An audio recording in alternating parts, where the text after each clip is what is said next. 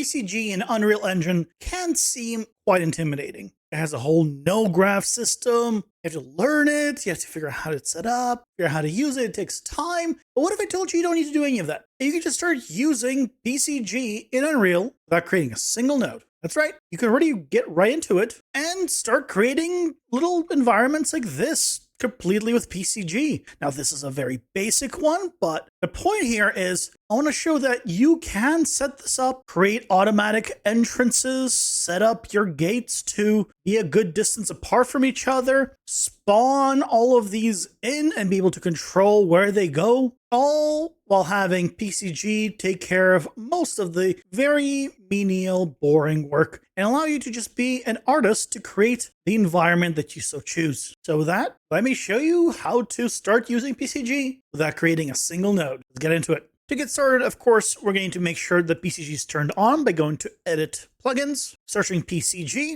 and just make sure your Procedural Content Generation Framework, PCG, is enabled, and if not, turn it on and restart your engine. And the main thing that's going to get us is this PCG mode. And if you select it, we now have a few different options here. So all of these, right, come with built-in tools, and we can use these to just go ahead and start utilizing PCG for our own needs without ever needing to create a single node. I'm using the Kenny assets here, but not all of them have the same pivot. So for example, if I grabbed this static mesh and I have it selected, you'll see that the pivot of it is actually over here. So I've gone ahead and adjusted the pivot on some of these so that the pivot point is on one side of it and then it's forward X from there. So I've done that with a few different pieces here. You can see here, I've done it on this one, I've done it on this one. This is just because if the pivot point is somewhere else and not on one of the sides, it becomes offset from the spline you're drawing. That, and combined with the fact that I'm also going to be using, for example, this pillar that has the pivot point in the center, and I want it to align, right? If I was to use the same pivot point, then we would effectively get this.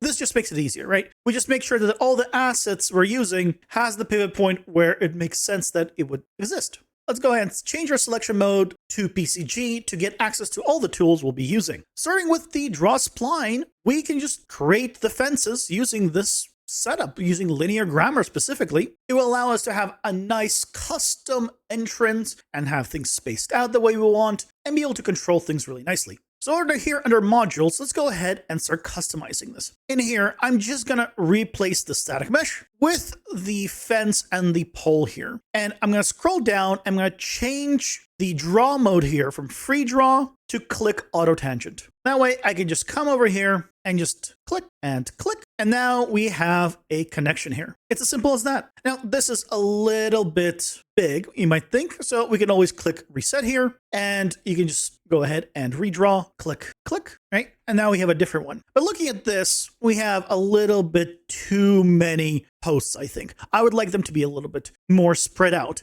And the other thing we have here, if you take a look, is a gap. The reason we have a gap is we have a size of 100 here, and the mesh here also has a approximate size of 100. So that means that basically from right here till the very last point, that is the bounds that it's using for its placement. But we really want it to overlap. Now, depending on what you're doing, you might want to use the mesh bounds, but because we're overlapping, I'm not going to be using the mesh bounds. I'm going to put in a value here automatically. If I put a value that is a bit smaller, let's say 96, you'll see they will all adjust and come closer together because now we're allowing 4 points here, 4 units to be overlapping effectively, which is exactly what we want for this pillar. So cool, that part is done. So let's go ahead and give it a variation. I'll go ahead and add another module here. This time I will just go ahead and add one without the pillar. Now, the symbol here is what's actually controlling this, right? The grammar here is A star, means repeat this symbol of A, whatever this thing is, because it has the symbol of A, as many times as you can. A is not very descriptive, so I'm going to change it to called fence A. That will mean that your graph will disappear. Don't worry. All you need to do is just change this A to fence A and it'll reappear. But that way I can change the symbol on this one to be fence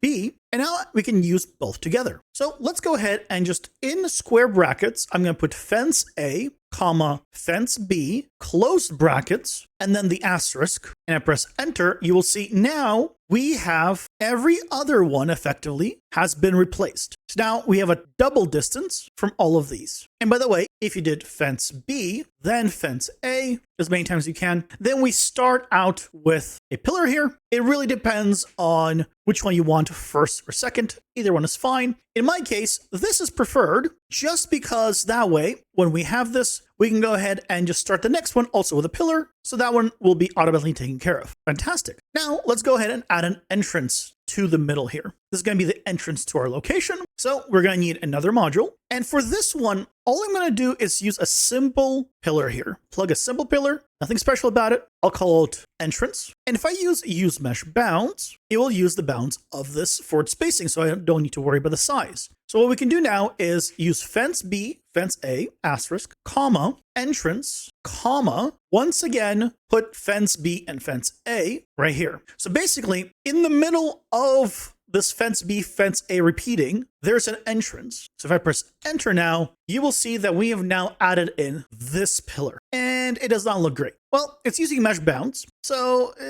that's not great, but if we turn it off, well, now this distance here, this size, actually creates the spacing. So if I change the size to 200, right, it gets spacing because of it. Now, here's the thing, though. It's actually right there. You might be wondering why this one's so thick. It's actually right here. You can see right over here, it's actually overlapping. So what I actually want to do is have it be on the other side. So we just click invert forward here, and it'll put it on the other side. And just like that, we have a controllable entrance here of any size we want, just as simple as that. And if you're thinking, okay, well, it's a little bit too overlapping here, that's okay. We can just adjust the location offset. Let's maybe push it 5 out, right? And now it's in a better spot. And so now we have this setup here where we have a pillar every other one and a space for the entrance, all automatically set up. If I go ahead and hit accept here, and even if I was to close out of this, close everything, go back to selection mode, I can always reselect this, go back to the PCG mode, draw spline, and there's all our stuff still all plugged in. So fantastic, that is working really well. So now we can use this to kind of make the other ones. Now I do recommend saving before you kind of start copying it around. I have noticed that occasionally when you duplicate the same thing and then start tweaking it or want to redraw it, there's sometimes a hiccup where Unreal will crash. It is not a common one from my experience, but it can happen. So I recommend just go ahead and save. It doesn't hurt.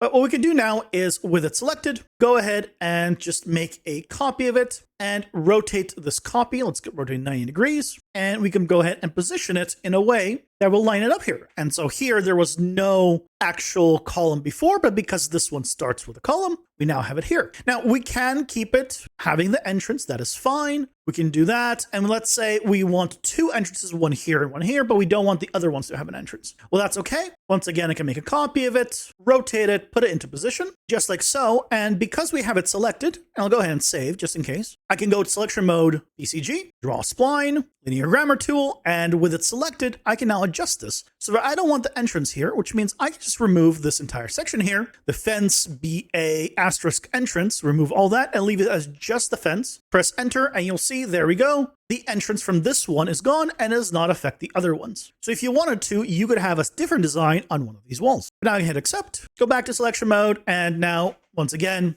I can make a copy of this and just close this place up. Let's say just like that. It's connected here and it should be connected here a little bit off. Let's go ahead and just slightly push it in. There we go. So now it is in a far better spot. It is now connecting here and here. This one might need to be a little, I think I pushed these a little bit too far. That's okay. Adjust the positions in these and then we'll be all good where they should all line up. So there we go. We now have 2 entrances and all 4 walls, and we can always customize them any way we'd like. So this is a good start. We're making a cemetery, so we probably want rows of graves. We don't want to place them manually. While you can, you probably want to kind of have a little bit of control where you want them, maybe not so exact as well. Well, we can go ahead and make use of more PCG tools. If we go ahead and have nothing selected, go to PCG mode. Let's go to the paint section and select paint. Let's take a look at this place tool. Well, I want to be spawning static meshes, so I'll go ahead and check that on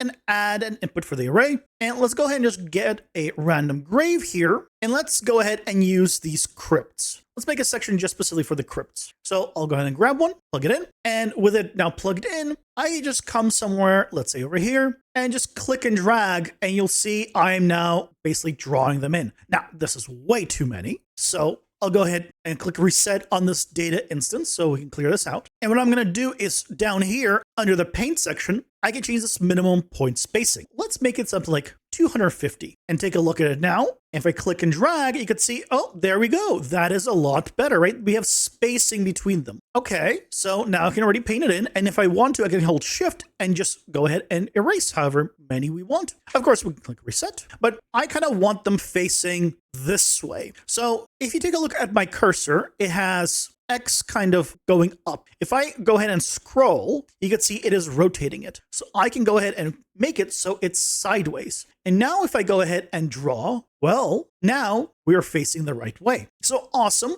but this is only one of them. So what we can do is click plus. You'll see some of them disappear because it doesn't have an input. We'll swap it out for this one and we'll do one more and we'll plug in 3 different ones. So now we have 3 different crypts here. You can also spawn full blueprint actors, but what I want to do is just modify and tweak these ones. We can do that under global and a random transform. I want to do the random one. So I'll go ahead and check this on and open it. And I want to do a little bit of variation here. Let's go randomly rotate these -5 to +5 on the Z. So they don't perfectly face straight. And I also want to maybe scale them randomly just a little bit. For one, let's say to 1.25. It is set to uniform scaling. And you can see here now we have a few of them that are bigger, a few that are smaller. And you can see this all being updated live automatically. We can also just randomize the seed entirely. And you can see some of them will get a different transform, but it will keep the randomization of the overall drawing the same. This is just randomizing the transform itself. Okay, well, let's go ahead and actually set this up to be where we want it. So I'll go ahead and just click reset one more time.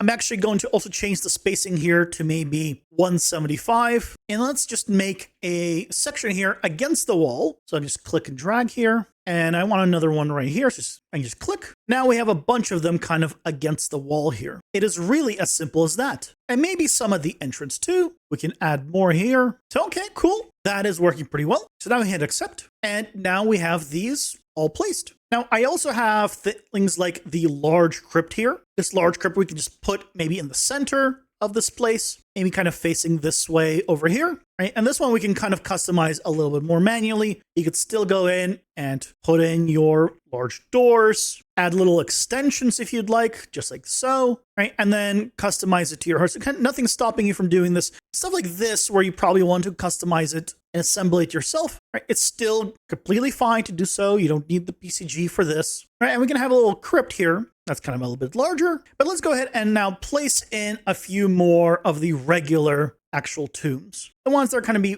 all over this place, and we can use them to kind of make paths effectively just through where their placement is. So again, with nothing selected, we'll go back to PCG mode, paint, select paint. Nothing will be filled out anymore because nothing has been selected. Basically, if you want to modify something, make sure it's selected. If you want to make something new, make sure nothing is selected. So here, we'll go ahead and make a new entry for the static mesh. And then I can look at the gravestones. So let's go ahead and plug a few of them in. And I'll kind of focus on these larger ones, like so. I'm going to leave the ones with the crosses out. I just want to use these. And again, I'll do the same thing, random transform on these, -5 to 5 on the Z. But these ones I probably want a little bit more close up. So I'll make it something like 150 here. And now we can just come in here and again, click and drag. And again, it's facing this way. I probably want to rotate it. So I'll go ahead and hit reset, scroll a little so we can face them in the way I'd like them to be. And now I can just go ahead and click and drag. And I can let go at any time, by the way. I don't have to like keep dragging it as the one continues. You can let go at any time. And I can just draw in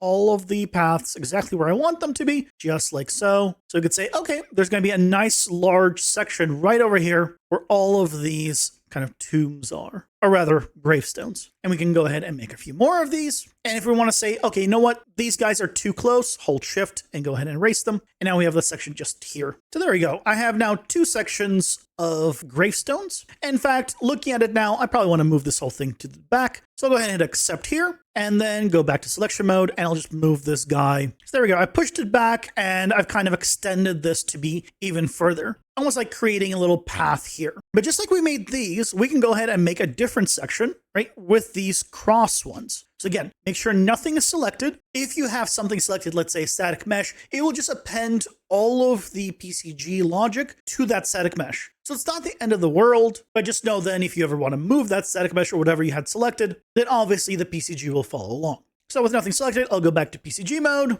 go to paint, select paint mode, place, and we'll go ahead and just add 2 options here, and I'll put in the cross ones. And I'll put one more as the kind of the broken cross one. Again, same thing. I'll just do some random rotation here. And this time I want them facing this way, so I don't need to modify anything, I believe. I should be able to just click and drag here, and there we go. And just go ahead and paint them in just like so. And keep in mind, while I'm painting this, I'm noticing there's kind of a lot of the broken ones, and we can modify that. We don't have to maintain this many broken ones. So all we need to do if you want to change that is modify the weight. So I can say, you know what, have 5 times more of this one and this one, effectively making so only a few of these guys are broken. So now the majority of these guys are all fine. We can accept, right? And we have now a section for this. And same thing here. We can put in a different design over here if we so wish. We can have them be as lined up or not lined up as we'd like, because we're selecting where it starts. We know the spacing. So if I wanted to, I can make these far more lined up than they are. But honestly, I like them not being lined up in this scenario. And for example, if I just don't like this one because they're a little bit too far, or maybe these two, I can just go ahead, shift, remove them, and just click, and then we'll get a couple of new ones just there. So the edge here is more lined up. And again, hit accept, right? And now we have all of this. So that's cool, right? You can place stuff, you can paint them in.